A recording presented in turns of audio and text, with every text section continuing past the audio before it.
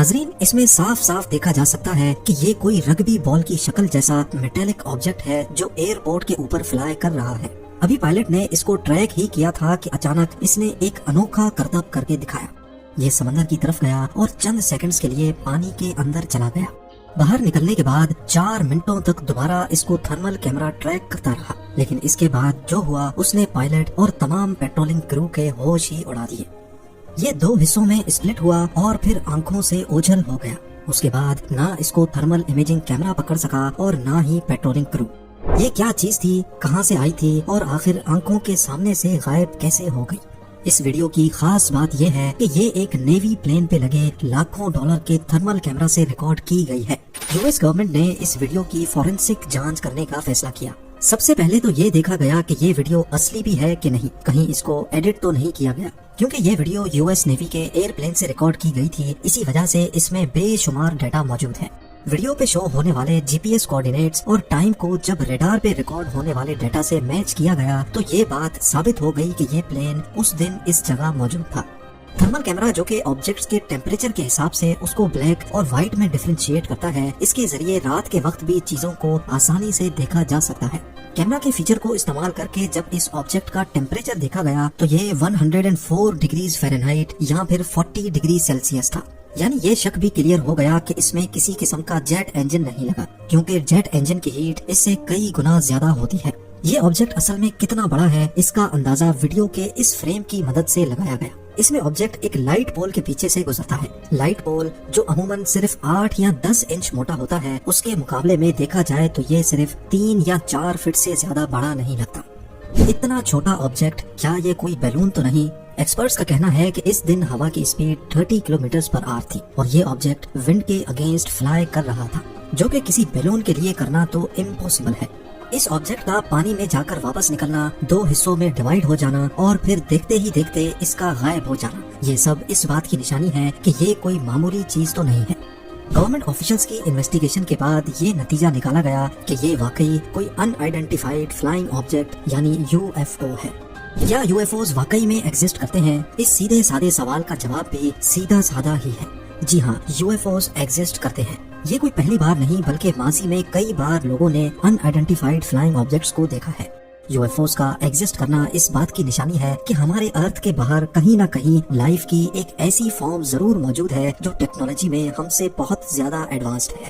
U S navy pilots نے ایک Australian news channel کو دیے گئے انٹرویو میں صاف صاف بتایا ہے کہ دوران پرواز ان کو اکثر ایسے ان آئیڈینٹیفائڈ آبجیکٹس دیکھنے کو ملتے ہیں۔ ان کی اسپیڈ اتنی تیز ہوتی ہے جس سے فائٹر جیٹس بھی مقابلہ نہیں کر پاتے۔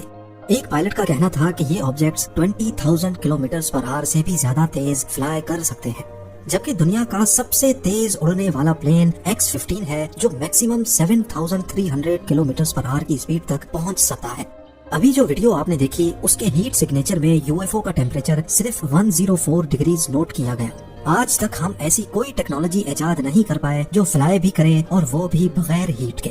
اس یو ایف او کا ٹیمپریچر لٹرلی روم ٹیمپریچر ہے، جو کہ واقعی بہت حیران کرنے والی بات ہے، کیونکہ الیکٹرک ڈرونز بھی کچھ نہ کچھ ہیٹ تو جنریٹ کرتے ہی ہیں۔ یہ بھی پاسبل ہو سکتا ہے کہ جس طرح ہم اپنے پروبز کو، روورز کو لاکھوں کلومیٹر دور ڈیپ اسپیس میں یا دوسرے پلانٹس پہ ریسرچ کے لیے بھیجتے ہیں، ویسے ہی ایلینز ارتھ پر ریسرچ کے لیے یا تو خود آتے ہوں یا اپنی ان مشینز کو بھیجتے ہوں۔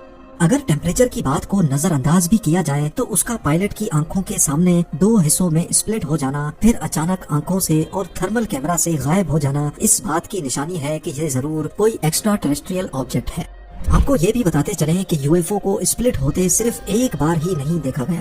4 جولائی 2015 کو امریکن انڈیپینڈنس کے موقع پر ایک شخص اپنے کورٹ یارڈ میں بیٹھ کر فیملی کے ساتھ باربیکیو انجوائے کر رہا تھا، کیونکہ انڈیپینڈنس کے موقع پر فائر ورکس کا ہونا ایک بہت ہی کامن بات ہے۔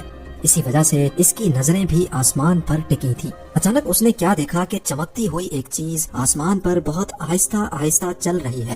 پورے 6 منٹوں کے بعد اس ان آئیڈینٹیفائڈ آبجیکٹ نے اپنے آپ کو 2 حصوں میں اسپلٹ کر دیا۔ اس کے بعد وہ شخص یہ دیکھ کر حیران رہ گیا کہ جو چیز نیچے آ رہی تھی وہ ایک بار پھر سے 2 حصوں میں اسپلٹ ہو گئی۔ آبجیکٹ جو 8 منٹوں کے اندر اندر 3 حصوں میں بٹا تھا، اس کے بعد وہ اس شخص کی آنکھوں سے ہمیشہ کے لیے اوجھل ہو گیا۔ یہ ویڈیو لے کر وہ قریبی ملٹری بیس اور ویدر ڈپارٹمنٹ بھی گیا، لیکن کسی کے پاس بھی اس آبجیکٹ کے بارے میں کوئی انفارمیشن نہیں تھی۔ ویڈیو جب فورینسک ایکسپرٹس کے ہاتھ لگی تو انہوں نے اس کی جانچ کی۔ ویڈیو میں کسی قسم کی بھی ایڈیٹنگ نہیں ثابت ہو سکی۔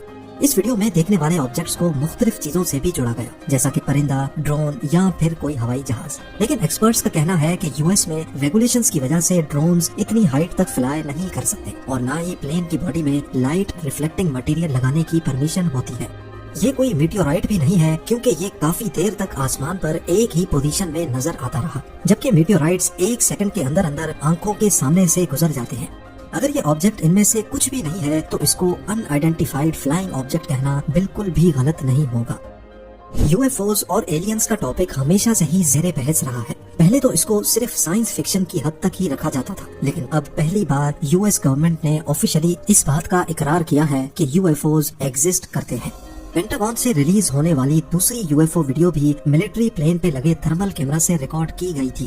جس پائلٹ نے اس کو ٹریک کیا اس کا کہنا تھا کہ یہ آبجیکٹ فزکس کے بیسک لاز کے خلاف کام کر رہا ہے۔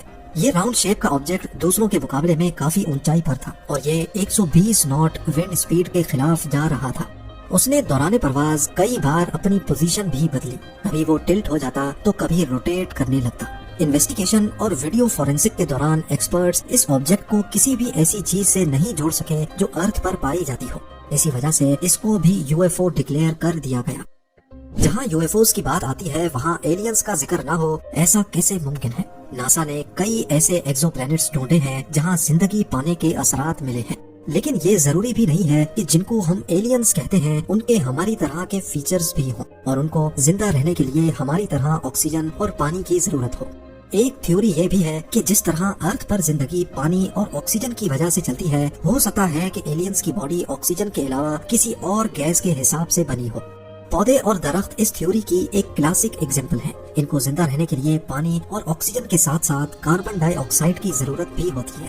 وہ کاربن ڈائی آکسائڈ جو ہم انسانوں کے لیے ایک خطرناک گیس ہے۔ پلانٹس کاربن ڈائی آکسائڈ کو سورج کی روشنی کی مدد سے کاربوہائیڈریٹس یعنی انرجی میں کنورٹ کرتے ہیں۔